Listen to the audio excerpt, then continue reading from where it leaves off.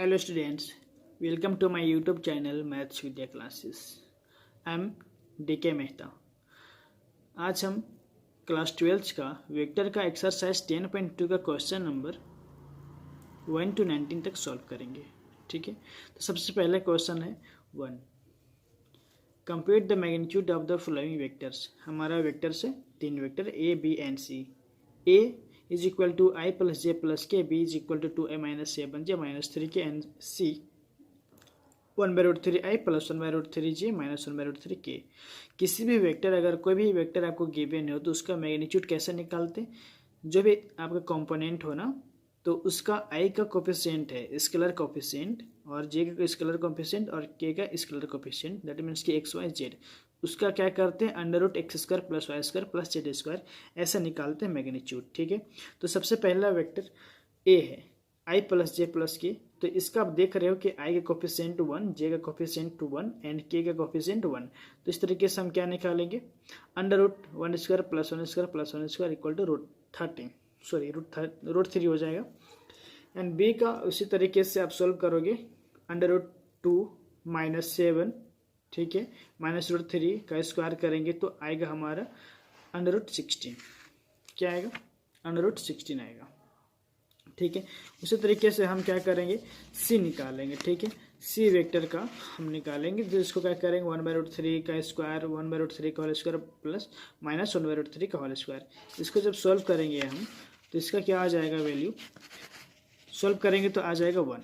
ठीक है, question number 2 is write two different vectors having same magnitude. ऐसा दो वेक्टर्स आपको लिखना है जिसका मैग्नीट्यूड सेम हो और दो वेक्टर डिफरेंट हो. ठीक है, तो हम ऐसा दो वेक्टर लिखें. आप चाहो तो आपके मर्जी से कुछ भी ले सकते हो. तो ए वेक्टर आई प्लस 2जे प्लस 3 के लिए है, और बी में हम चेंज कर दे कुछ ऐसे माइनस आई माइनस 3जे प्लस 2के. अब देख रहे हो कि यहाँ जो 1 है यहाँ 2 है और यहाँ 3 है, तो हम भी वही लिए है कि आई में 1 है और के में 2 है, यहाँ पर 3 है, और इधर को साइन चेंजिंग हो गया माइनस. तो अब जब भी मैग्नीट्यूड में साइन को कोई मतलब रहता नहीं है. ठीक है, आपका वैल्यू वही आ जाएगा. तो जो भी वैल्यू है वैल्यू आप वही रखें, बस थोड़ा साइन चेंज कर दिए. तो इस तरीके से आप बहुत सारा वेक्टर्स निकाल सकते हो. तो इसका मैग्नीट्यूड आप क्या हो जाएगा? इसका 1 स्क्वायर 2 स्क्वायर 3 स्क्वायर करेंगे तो अंडर रूट 14, और इसका भी वही अंडर रूट 14 आ जाएगा. तो हम क्या देख रहे हैं यहाँ पर कि दोनों का मैग्नीट्यूड इक्वल हो रहा है, पर दोनों जो वेक्टर्स था वो तो डिफरेंट था ना. तो ये हो गया कि write two different vectors having same magnitude and you can find more different vectors having same magnitude. Okay, तो नेक्स्ट क्वेश्चन देखते हैं, question number 3. And question number 3 is write two different vectors having same direction. अभी क्या है? दो different vectors लिखना है जिसमें सेम डायरेक्शन हो. ठीक है, तो कोई भी वेक्टर जो जिसका अगर से आपको सेम डायरेक्शन चाहिए तो या तो कोलिनियर होगा या तो पैरेलल होगा. ठीक है, ऐसा कुछ हो सकता है. तो और उस वेक्टर को लिखने की फॉर्म है वो है ये कि b is equal to lambda A. ठीक है, इस तरीके से आप ले सकते हो, where lambda is a scalar. तो एक वेक्टर हम ले लिए हैं ए आई प्लस जे प्लस के. अब इसको किसी भी नंबर से मल्टीप्लाई करके लिख सकते हो. तो हम क्या किए हैं, एक ए वेक्टर है आई प्लस जे प्लस के, और बी वेक्टर हम लिखे खुद से. कैसे? कि इसको 2 से मल्टीप्लाई कर दिए. ठीक है, 2i प्लस 2जे प्लस 2के, मतलब ऐसा सोच रहे हैं ये दूसरा वेक्टर लिखे हैं हम. ठीक है, 2i प्लस 2जे प्लस 2के. तो यहाँ से क्या किया, हम 2 कॉमन निकाल लिए हैं. क्या बचा? आई प्लस जे प्लस के बच गया. और ये क्या है? ये तो इसी का वैल्यू है ना, तो बस इसके जगह पर हम ए पुट कर दिए. तो आगे क्या? B is equal to 2a. और यहाँ पर ए और बी दोनों डिफरेंट वेक्टर्स है जिसका कि डायरेक्शन सेम है. जैसे यहाँ पर देखो फिगर में हम मेंशन कर चुके हैं कि जैसे यहाँ पर क्या है, वेक्टर ए है. ठीक है, और यहाँ पर ये वेक्टर बी है. ठीक है ना, तो ए बी जो है ए है यहाँ, और यहाँ पर मतलब ये वाला ए बी ए है और ए सी यहाँ पर बी है. ठीक है, यहाँ से लेकर यहाँ तक बी और यहाँ से लेकर यहाँ तक ए है. ठीक है, और ये क्या है? इसको बोलेंगे कोलिनियर. और दूसरा क्या आप ले सकते हो, सपोज कि ए बी वेक्टर ए है और यहाँ पर ए सी वेक्टर बी है, तो ये क्या हो? पैरेलल. तो दो तरह का जो होता है कोलिनियर और पैरेलल, उसको लिखने का एक तरीका होता है B is equal to lambda A. ठीक है, देन क्वेश्चन नंबर 4 पर आते हैं हम लोग.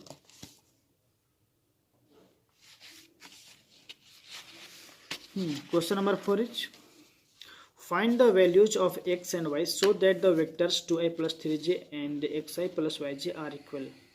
ठीक। Two vectors are equal if and only if their corresponding components are equal, ठीक है, ऐसा होता है।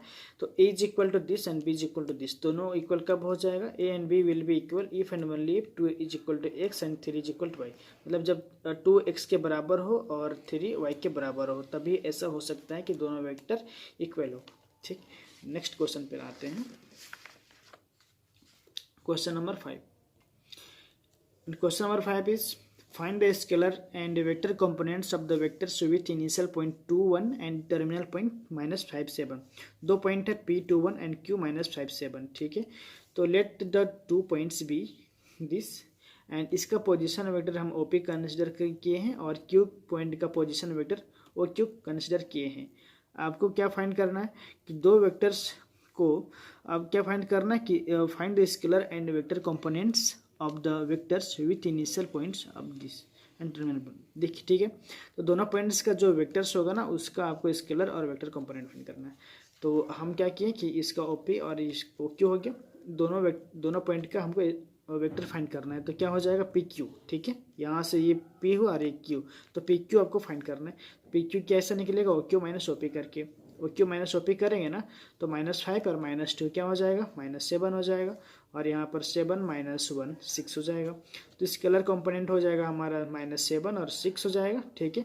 और जो वेक्टर कंपोनेंट होगा वो हो जाएगा -7i और 6j। Question number 6 is find the sum of the vectors a i - 2j + k, b - 2i + 4j + 5k and c i - 6j - 7k, ठीक। तो वी हैव 3 वेक्टर्स, उससे हम लिख दिए हैं। पहले हम a + b फाइंड किए हैं, तो i - 2j - i and -2j + 4j, 2j मिल गया एंड k + 5k 6k, और इसको हम d कंसिडर किए हैं, ठीक है, d हम लिख दिए यहाँ पर। फिर d + c किए तो क्या मिलेगा, -i + i 0i, फिर 2j - 6j - 4j and 6k - 7k, क्या मिलेगा हमें, ठीक है, -k। उसके बाद ये हो जाएगा क्या, a + b + c जो मिलेगा -4j - k हो जाएगा, ठीक है। Then question number 7, find the unit vector in the direction of the vector this, ठीक है। हम जानते हैं कि अगर किसी वेक्टर के डायरेक्शन में अगर आपको यूनिट वेक्टर फाइंड करना है तो फॉर्मूला होता है ये, ठीक है। जो वेक्टर आपको, जिस वेक्टर का आपको यूनिट वेक्टर फाइंड करना हो, वेक्टर आप लिख दो ऊपर में और साथ में उसका मैग्नीट्यूड से डिवाइड कर देंगे, ठीक है। तो हमारा वेक्टर है ये a is equal to i + j + 2k, ठीक है। तो a क्या हो जाएगा, mod of a, sorry a vector a divided by mod of a, i + j + 2k और उसका मॉड निकाल लेंगे। इस तरीके से हमारा ये आ जाएगा, उसको फिर इंडिविजुअली डिवाइड करके लिख देंगे इस तरह से, ठीक है, वेक्टर कंपोनेंट के फॉर्म में। And question number 8, find the unit vector in the direction of the vector PQ where P and Q are points in this. PQ vector के डायरेक्शन में आपको यूनिट वेक्टर फाइंड करना है जहाँ पर P आपका इस पॉइंट के फॉर्म में दिया हुआ है, ठीक है। तो पहले हम उसको वेक्टर के फॉर्म में लिख लेते हैं। तो जो P है उसका पोजीशन वेक्टर हो जाएगा OP और Q का पोजीशन वेक्टर OQ, ठीक। तो आपको क्या फाइंड करना, PQ कैसा निकलता है, OQ माइनस OP कर देंगे तो हो जाएगा, और OQ माइनस OP करने पे क्या मिलेगा, 4i - i 3i 5j - 2j 3j मिलेगा, 6k - 3k क्या मिलेगा, 3k मिलेगा, ठीक है। और इसको आप क्या नाम दिए, इसको a, ठीक है, इसको a कंसिडर किए हैं, तो a हमारा ये हो गया। अब unit vector in the direction of a, इस वेक्टर के डायरेक्शन में आपका यूनिट वेक्टर क्या हो जाएगा, तो ये vector divided by mod of vector, तो इसको अब कैलकुलेट करेंगे तो √, क्या हो जाएगा 27। अब इसको सोल्व करेंगे तो ये हो जाएगा 3√3, 27 का ब्रेक करोगे ना तो 3 × 9 हो जाएगा, ठीक है। तो √9 जो होगा वो 3√3 हो जाएगा, फिर इसको इंडिविजुअली डिवाइड कर देंगे, इस तरीके से ये हमारा हो जाएगा आंसर। फिर क्वेश्चन नंबर 9 जो होगा, अब देखो क्वेश्चन नंबर 9 क्या होगा। Question number 9 is for given vectors this and this, find the unit vector in the direction of a + b। आपके पास दो वेक्टर गिवन है और दोनों का सम का डायरेक्शन में यूनिट वेक्टर फाइंड करना, ठीक है। तो a है 2i - j + 2k and b is -i + j - k। तो a प्लस बी पहले निकाल लेते हैं, दोनों का सम करेंगे 2i प्लस हो जाएगा, तो ये हो जाएगा माइनस आई, तो मिलेगा I minus A plus A 0 and 2k minus K क्या हो जाएगा के। इसको सी नाम दिए। अब सी के डायरेक्शन में यूनिट वेक्टर फाइंड करना है, तो हो जाएगा क्या वेक्टर से divided by mod of C, तो ये हो जाएगा। ठीक है, और ये रहा आंसर।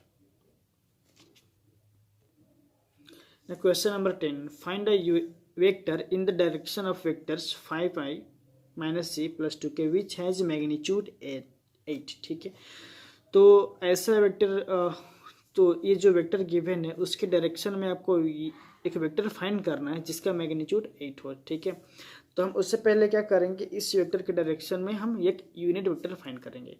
ये हमारा वेक्टर है, इसको ए नाम दिए हैं, और इसका मोड निकालेंगे तो √30 हो जाएगा। यूनिट वेक्टर क्या हो जाएगा, vector A divided by mod of A, तो हमारा फिर ये रिजल्ट आएगा। Then no a vector in the direction of A with magnitude 8 unit, यही आपको निकालना था। तो क्या करेंगे, कुछ नहीं बल्कि जो भी आप यूनिट वेक्टर निकाले हैं ना उसको 8 से मल्टीप्लाई कर देंगे, वही तो करना था, और उस वेक्टर को नाम दिए हैं बी। तो vector B is equal to 8 into a unit vector. ठीक है, और वो क्या हो जाएगा, ए यूनिट जो था वो आप उसको यहाँ पर सब्सटीट्यूट कर दिए, उसके बाद 8 से मल्टीप्लाई कर दिए सभी को, तो ये हमारा हो गया answer. Question number 11, show that the vectors 2i minus 3j plus 4k and minus 4i plus 6j minus 8k are collinears. ठीक है, दो वेक्टर्स है जिसको आपको कोलिनियर शो कराना है। तो कोई भी अगर दो वेक्टर्स कोलिनियर तब होता है जब वो b is equal to lambda A का फॉर्म में हो। ठीक है, तो अब हम आते हैं सॉल्यूशन पे। वेक्टर ये हमारा दिया हुआ एंड वेक्टर b। ठीक है, तो b जो वेक्टर है उसे हम पुनः लिख दिए हैं दोबारा इस तरह से, और यहाँ पर क्या किए, -2 कॉमन निकाले। तो जब -2 कॉमन निकाले, अब देखो माइनस कुछ भी अगर कॉमन निकालना मतलब होता है डिवाइड करना। ठीक है, तो मतलब कि हर एक टर्म को आप -2 से डिवाइड करोगे तो यहाँ पर क्या बच जाएगा, 2i minus 3j plus 4k। ठीक है, जो माइनस में था वो प्लस में हो जाएगा और साथ में डिवाइड हो गया है। तो यहाँ से क्या हो गया, जो आप ये देख रहे हैं वो चीज़ क्या है, और कुछ नहीं बल्कि a ही है।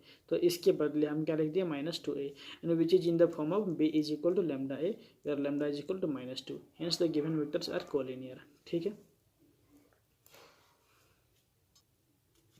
Question number 12, find the direction cosines of the vectors i plus 2j plus 3k। तो here a is equal to this and mod of this vector is equal to √14। ठीक है, पहले आप इसका थ्योरी देख लो कि कोई भी वेक्टर अगर r है उसका डायरेक्शन कोसाइन क्या होता है कि जो भी स्केलर कंपोनेंट हो उसको मोड ऑफ r से डिवाइड कर देंगे। जैसे i का स्केलर कंपोनेंट है x, यहाँ पर y, यहाँ इसका z। तो ठीक है, x y z को हम इंडिविजुअली अलग अलग मोड ऑफ r से डिवाइड करते हैं, वही होता है डायरेक्शन कोसाइन। तो यहाँ पर एक वेक्टर है, इसका मोड पहले हम निकाल चुके हैं √14। तो डायरेक्शन कोसाइंस ऑफ a जो होगा वो हो जाएगा 1/√14 एंड 2/√14 एंड 3/√14। ठीक है, question number 13, find the direction cosines of the vector joining the points A B directed from A to B. अब क्या बोला कि ए और बी को ज्वाइन करने वाला लाइन्स का हमको क्या करना है, डायरेक्शन कोसाइंस फाइंड करना है। ठीक है, डायरेक्टेड कहाँ से, ए टू बी है। तो दो पॉइंट्स है, दो पॉइंट्स का पहले हम क्या करेंगे, जो गिवन पॉइंट्स उसे हम लिख दिए हैं।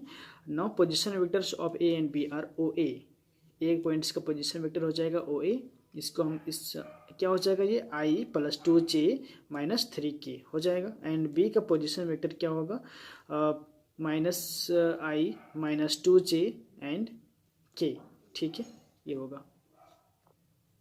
इसके बाद ए बी निकालेंगे, ए बी करेंगे तो ओ बी माइनस ओ ए करना होगा।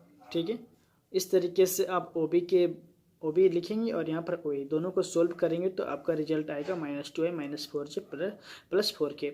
तो ए बी का मॉड आपको चाहिए तो अंडर हो जाएगा 30। ठीक है, तो ए बी हो जाएगा 6। तो direction cosines of A B क्या हो जाएगा, जो भी इसका स्केलर कंपोनेंट है ना, जैसे -2, तो -2 को इसका मॉड से डिवाइड कर देंगे, -2/6 -4/6 एंड 4/6। तो ये हो जाएगा डायरेक्शन कोसाइन। ठीक है, बहुत ईजी, डायरेक्शन कोसाइन निकालना बहुत ईजी है। Now question number 14. Show that the vectors I plus j plus k is equally inclined to the axis ox, oy and oz. ठीक है, इक्वली इंक्लाइंड का मतलब ये हुआ कि ओ एक्स ओ वाई और ओ जेड जो एक्सिस है ना उसके साथ ये जो वेक्टर है वो सेम एंगल मेजर करता है। ठीक है, ये है तो जो वेक्टर है उसे हम ए कंसीडर कर लिए हैं। अब इसका मैग्नीट्यूड √3 हो जाएगा, तो इसका जो डायरेक्शन क्वेश्चन क्या होगा वो हो जाएगा 1/√3 एंड 1/√3 एंड 1/√3। देखो ये हो जाएगा ना। तो इसका जो एंगल्स है हम क्या कंसिडर कर लिए हैं कि let alpha beta gamma be the angles made by A with the positive direction of X Y and Z axis respectively. आप इससे ना भी लिखो तब भी चलेगा। ठीक है, तो कोस अल्फा क्या होता है, अब देखो डायरेक्शन क्वेश्चन क्या होता है, cos alpha cos gamma and cos beta. ठीक है, तो कोस अल्फा के बदले 1/√3 एंड कोस बीटा के बदले 1/√3 and cos beta cos gamma की जगह पर 1/√3। ठीक है, तो ये हो जाएगा। अब आप क्या देख रहे हो कि देखो तीनों का वैल्यू क्या आ गया, सेम आया हुआ है। ठीक है, तीनों का वैल्यू क्या है, सेम है। तो अल्फा बीटा गामा इसका क्या हो जाएगा, π/3 आंसर हो जाएगा, क्योंकि कोस π/3 का वैल्यू होता है 1/√3। ठीक है, तो जो भी एंगल बन रहा है ना तीनों एंगल π/3 ही है, तो हम कह सकते हैं कि hence the given vector is equally inclined with O X Y and O Z. ठीक है, क्लियर है। Question number 15 is find the position vector of a point r which divides the line joining the 2 points p and q whose position vectors are this and this in the ratio 2:1। ठीक है, पहला internally and दूसरा externally. क्या बोल रहा है कि दो पॉइंट है पी एंड क्यू जिसका पोजीशन वेक्टर आपको गिवन है, तो इन दोनों पॉइंट्स को ज्वाइन करने वाला लाइन को कोई पॉइंट आर डिवाइड्स करता है और इसी आर पॉइंट का आपको पोजीशन वेक्टर फाइंड करना है। ठीक है, किसमें, इंटरनली में भी और एक्सटर्नली में भी। ठीक है, तो हम फर्स्ट केस देखते हैं। पहले तो हम लिखते हैं कि position vector of P and Q are given as इसे, तो ओ पी को हम लोग पोजीशन वेक्टर ओ पी देते हैं और इसका लिखिए ए। ठीक है, लिख दिए। और ओ क्यू पॉइंट का पोजीशन वेक्टर ओ क्यू होता है और इसको हम बी कंसिडर कर चुके हैं। ठीक है, तो अब यहाँ देखो फिगर में इंटरनली कैसे डिवाइड करता है, जैसे कि पी एक पॉइंट क्यू एक पॉइंट, इसको ज्वाइन करने वाला एक लाइन बन गया पी क्यू। ठीक है, अब इसको आर एक पॉइंट है जो दो भाग में डिवाइड कर रहा है, किस रेशियो में, 2:1 के रेशियो में। पी आर हो गया 2 एंड आर क्यू हो गया 1। ठीक है, इसका पॉइंट यहाँ पर लिख दिए। तो अब इंटरनली कैसे डिवाइड करते तो इसका फॉर्मूला क्या होता है, रेशियो क्या है, P R by Q are जो है वो है P R by Q are क्या है 2:1 के रेशियो में। तो क्या हो जाएगा, position vector of R is given by O R is equal to M B plus N A by M plus N. ये हम लोग जानते हैं फॉर्मूला। ठीक है, एम बी। ठीक है, तो फर्स्ट रेशियो जो होता है और बी जो दूसरा वेक्टर हो जाता है और एन। ठीक है, जो सेकेंड जो रेशियो है जो पहला वेक्टर है वो एम प्लस एन। ठीक, तो हम अब क्या करेंगे, एम के जगह हमारे एम के जगह पर क्या है 2 है। ठीक है, 2 तो 2 लिख दिए हैं। और बी के जगह पर क्या है, बी हमारा है आई माइनस आई प्लस जे प्लस के, तो हम इसे लिख दिए। और एन के जगह पर है 1 तो 1 कर दिए। फिर ए वेक्टर यहाँ पर पुट कर दिए। फिर M plus N that means कि 2 + 1। ठीक है, तो 2 + 1 हम लिख चुके हैं यहाँ पर। ठीक है, तो इसके बाद आप इसको जब कैलकुलेट करोगे ना तो सोल्व होके इतना आ जाएगा -i + 4j + k upon √3 sorry 3। तो 3 से इंडिविजुअली आप क्या करेंगे, डिवाइड करेंगे सबको, तो ये हमारा हो जाएगा required position vector of the point R. Then second is externally, जब एक्सटर्नली डिवाइड करता हूँ, जैसे पी क्यू एक हमारा लाइन हो गया। ठीक है, यहाँ पर एक आर है एक्सटर्नली में बाहर में, देखो पी क्यू के बाहर में है, जहाँ पर पी क्यू किस रेशियो में था, 2 रेशियो में।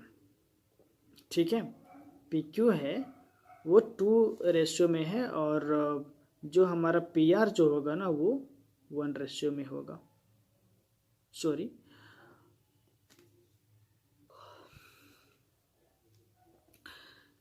अब आते एक्सटर्नली पे। ठीक है, तो यहाँ पर लाइन है पी क्यू, तो पी क्यू कभी आर पॉइंट डिवाइड्स करेगा आउटसाइड। ठीक है, एक्सटर्नली डिवाइड कर रहा है तो किस रेशियो में होगा, जो पी आर होगा ना वो 2 हो जाएगा और जो आर क्यू होगा वो 1 रेशियो में होगा। ठीक है, जैसे यहाँ तक यहाँ से यहाँ तक, यहाँ से लेकर पी आर मतलब यहाँ से यहाँ तक पी आर हो जाएगा 2 और आर क्यू यहाँ से यहाँ तक हो जाएगा 1 का रेशियो में। ठीक है, ये हो जाएगा 1, ये 1 है। पहले में अब क्या देखे थे, जैसे यहाँ पर देखो यहाँ पर देखो कि पी आर हमारा 2 था और आर क्यू हमारा 1 था, ठीक है। तो वैसे ही हम यहाँ भी देख सकते हैं कि क्या है, पी आर 2 है और आर क्यू है 1, ठीक। तो रेशियो है हमारा P R by Q R is equal to 2:1, that means कि एम है 2 और एन है 1। तो position vector of R is given by क्या हो जाएगा, O R is equal to M B minus N A upon M minus N. जो formula पहले था वही होगा, बस चेंज आएगा माइनस साइन का। O R is equal to, अभी उसकी जगह एम के बदले हम लिख दिए हैं और बी के बदले हम वैल्यू पुट कर दिए, माइनस एन का वैल्यू 1 एंड ए का वैल्यू पुट कर दिए। इसको फिर मल्टीप्लाई करेंगे 2 से, -2i + 2j + 2k and -i - 2j, फिर ये माइनस माइनस प्लस हो जाएगा k, 2 - 1 होगा 1।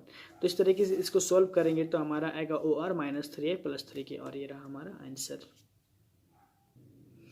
And question number 16. Find the position vector of the midpoint of the vector joining the points P and Q.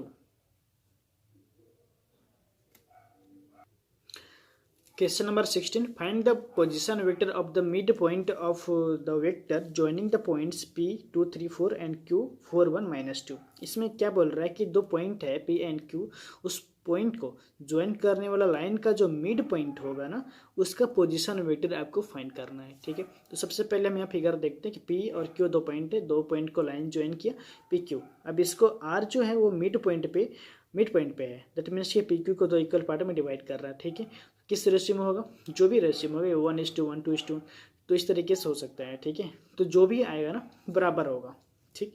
इसको कैसे सॉल्व करते हैं, सबसे पहले लिखेंगे जो भी गिवन है, we have 2 points P and Q, hence OP जो होगा P का पोजीशन वेक्टर OP हो जाएगा, और इसको A हम कंसिडर कर चुके हैं, तो ये हो जाएगा 2i + 3j + 4k। Vector component के फॉर्म में लिख देंगे, Q का पोजीशन वेक्टर होगा OQ and it is B and 4i + j - 2k. Now the position vector of the midpoint of R, तो R का जो पोजीशन वेक्टर होगा ना क्या हो जाएगा, O R is equal to A + b/2। ये हम लोग फॉर्मूला में जानते हैं, ठीक है। हम लोग जानते हैं कि मिड पॉइंट का पोजीशन वेक्टर क्या होता है। यहाँ पर अगर m और n, जैसे कि m और n होता था ना, अभी m और n तो इक्वल हो जाएगा, दैट मीन्स कि m और m यहाँ पर हो जाएगा क्या, 2m हो जाएगा, तो कॉमन निकालेंगे तो कट जाएगा, तो ऐसा भी आ जाएगा फॉर्मूला। फिर a और b का वैल्यू आप पुट कर दोगे तो इसको जब सोल्व करेंगे ना हम लोग, तो ये हमारा आ जाएगा 6a + 4j + 2k/2। यहाँ से 2 कॉमन निकाल लिया, अगर कॉमन निकलेगा तो निकाल देंगे, अदरवाइज डिवाइड कर देंगे। तो अभी तो कॉमन निकल रहा है, तो कॉमन हम निकाल चुके हैं, ठीक है। कॉमन निकाल दिए यहाँ से। उसके बाद ओ आर है 3i + 2j + k, तो ये हमारा हो गया answer. Show that the point A, B and C with position vector A, B and C respectively form the vertices of a right angle triangle.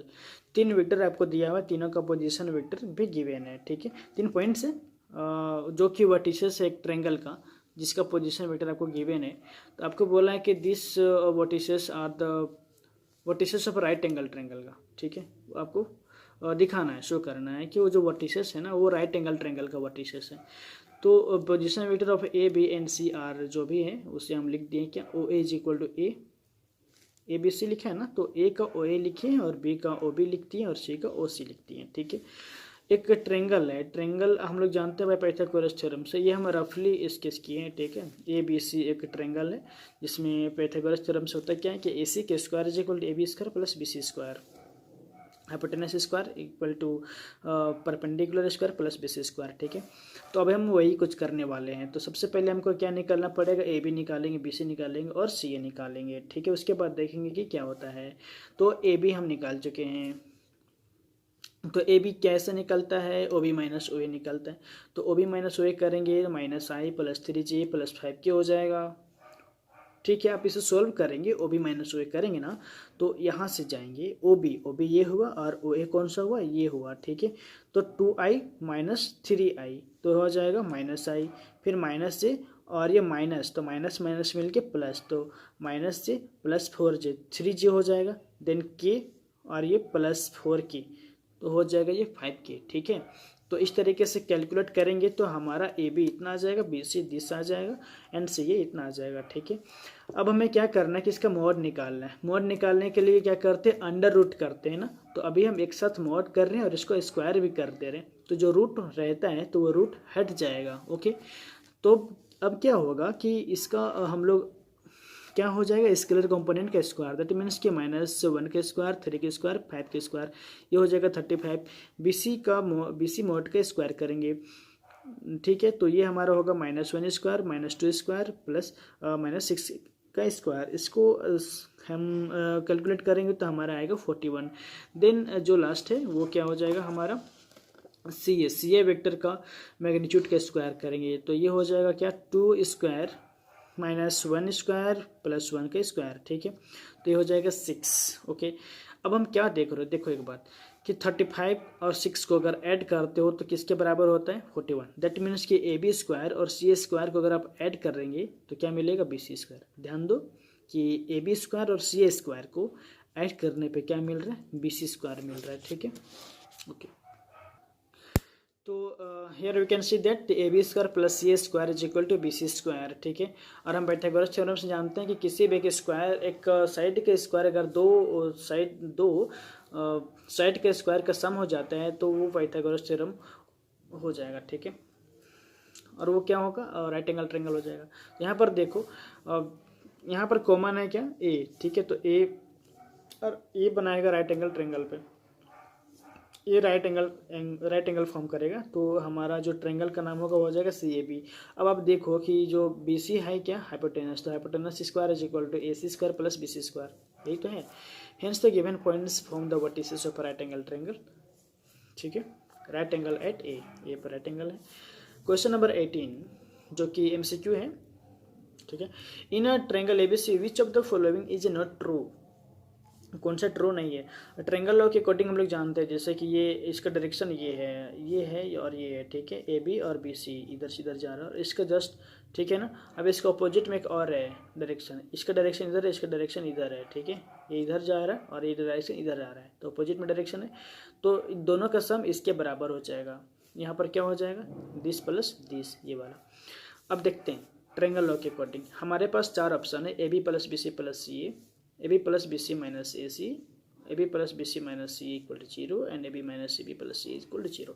On applying triangle law of addition क्या हो जाएगा, A B plus B C is equal to A C हो जाएगा। ठीक है, A B plus B C is equal to,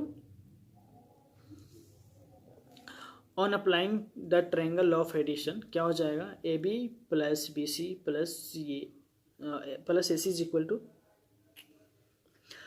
on applying triangle law of addition A B plus B C equal to A C हो जाएगा। ठीक है, इसको हम स्टार मार्क किए हैं, तो इसको चेंज कर दिए, माइनस सी ए हो जाएगा। अगर सी ए करते हैं तो माइनस का चेंजिंग आएगा ना।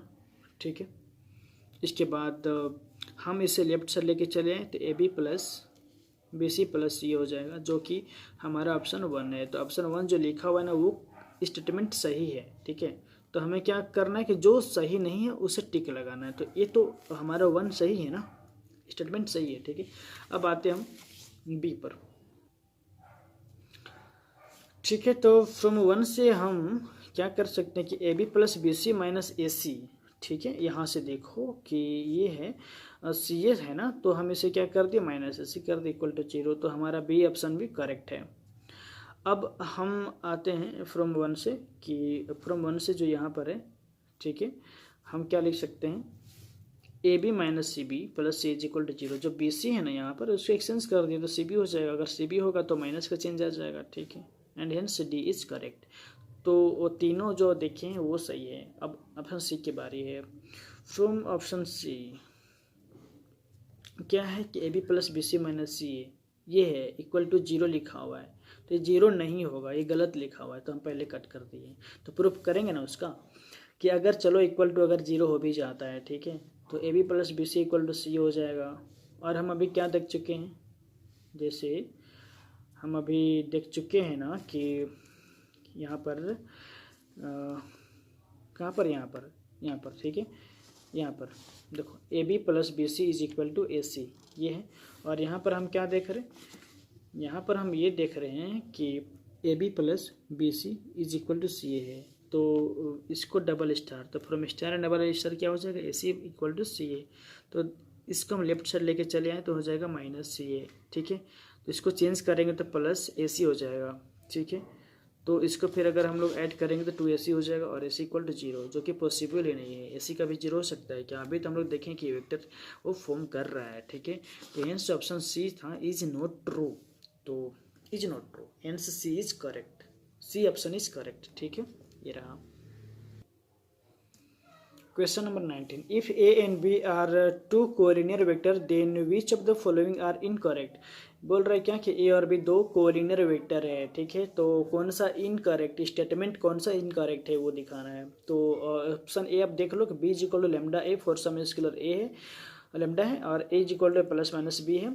सी ऑप्शन है the respective components of a and b are proportional, both the vectors a and b have same direction but different magnitude.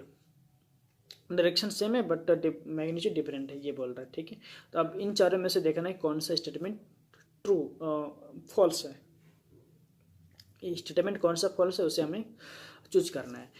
तो हम सॉल्व करते हैं। ऑप्शन एक के बारे में देखते हैं कि if A and B are collinear, collinear तो बोला है ना, वो तो क्वेश्चन में बोल चुका है कोलिनियर, तो उसका क्या लिख सकते हैं हम लोग, देन दे आर पैरेलल, तो hence some scalar lambda B is equal to lambda A लिख सकते हैं। तो ऑप्शन ए इज करेक्ट था, मतलब स्टेटमेंट सही है, तो ऑप्शन इज ठीक है। बी है अगर लेमडा के इसके जगह पे अगर हम लोग प्लस माइनस पुट कर देते हैं तो हमारा आएगा B is equal to plus minus A, that means कि अगर हम इसको रिवर्स में भी लिखते हैं तो A is equal to plus minus B आ जाएगा, ठीक है। देन ऑप्शन सी के बारे में देखते हैं कि क्या है। Let A is equal to a1 i b2 j and 3k plus sorry and b is equal to b1 i plus b2 j plus b3 k है, then b is equal to lambda a ये होता है। तो क्या हो जाएगा, this equal to this, क्या कर दिए कि a जो वेक्टर है उसको लेमडा से मल्टीप्लाई कर दिए। a वेक्टर यहाँ पर a1 i है, b2 j है और 3k है, ठीक है। तो इसे हम क्या किए, लेमडा से मल्टीप्लाई कर दिए सबको, तो इस तरीके से हमारा ये हो गया। तो कंपेयर करेंगे ना, अब करेंगे कंपेयर, तो कंपेयर करेंगे क्या होगा, b1 is equal to lambda a1 and b2 is equal to lambda a2 हो जाएगा and b3 is equal to lambda a3 हो जाएगा, ठीक। तो क्या देख रहे, b1 by a1, b2 by a2 and b3 by a3 is equal to lambda है, ठीक है। यहाँ पर वेक्टर नहीं होगा, ठीक है, ये वेक्टर जो लिखे हैं ना ये वेक्टर नहीं होगा, ये सब स्केलर हैं, ठीक है ना। वेक्टर तो हमारा आई जे और के है ना। तो ये आप देख रहे हो क्या, तीनों बराबर है लेमडा का, तो कह सकते the respective component of A and B are proportional, proportional होते हैं। तो option number C is correct, मतलब स्टेटमेंट सही है, हमें जो इनकरेक्ट है उसे चूज करना है। तो अब डी के बारे में देखते हैं। However A and B may have different direction, hence the statement given in D is incorrect। Statement D में क्या गिवन था कि